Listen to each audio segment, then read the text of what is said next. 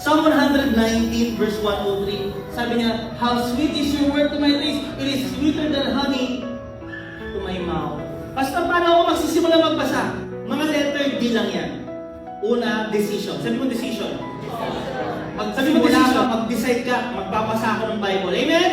Pangalawa, you do it. Pag nag-desisyon ka na, gawin mo. Kahit wala kang nauunawaan masyado. Ano una? Decision. Pangalawa, do it.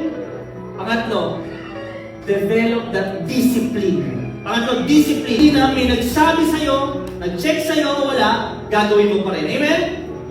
Yung pang-apat. Yung tatlo na yun, kapag ginawa mo, basa ka ng Bible kahit hindi gusto, pero lagi ka nagbabasa.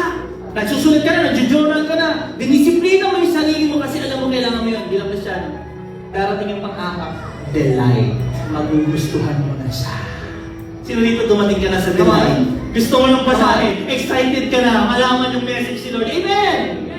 Yung iba nasa decision, nasa do it, okay lang. Discipline, wala. Pastor, okay lang ba yun? Napipilitan ako. Oo, darating ang panahon. Makapangyarihan ng salita ng Diyos. Ito'y buhay at mabisa. Darating ang panahon, magugustuhan mo na rin yung ginagawa mo. Amen!